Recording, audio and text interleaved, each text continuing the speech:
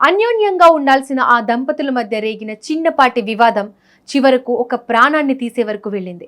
క్షణికావేశంలో ఒక భర్త చేసిన దారుణం ఆ కుటుంబాన్నే రోడ్డున పడేసింది.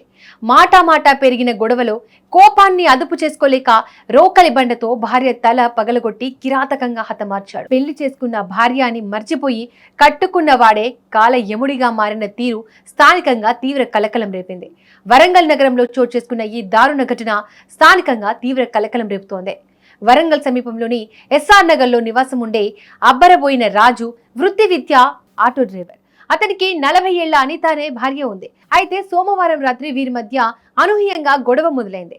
కుటుంబ విషయాల్లో తలెత్తిన చిన్న వివాదం కాస్త ముదిరిపోయి పెను ప్రమాదానికి దారితీసింది. ఆవేశంతో ఊగిపోయిన రాజు ఇంట్లో ఉన్న రోకలి బండను తీసుకుని తన భార్య అనితపై విచక్షణ రహితంగా దాడి చేశాడు. రోకలి బండతో తలపై బలంగా బాదడంతో అనిత తీవ్ర రక్తగాయాలతో అక్కడికక్కడే కుప్పకూలిపోయింది. ఆమె ఆర్తనాదాలు విన్న కుటుంబ సభ్యులు, స్థానికులు వెంటనే ఘటనా స్థలానికి చేరుకున్నారు. కొన ప్రాణంతో కొట్టుమిట్టాడుతున్న అనితను చూసి హతాశులైన బంధువులు ఆమెను హుటాహుటిన వరంగల్ ఎంజీఎం ఆసుపత్రికి తరలించారు. అక్కడ డాక్టర్లు ఆమెను కాపాడేందుకు శతవిధాలా ప్రయత్నించారు. కానీ అప్పటికే తలలో లోతైన గాయాలు కావడంతో అనిత చికిత్స పొందుతూ మృతి చెందినట్లు ఆసుపత్రి వర్గాలు ధృవీకరించాయి.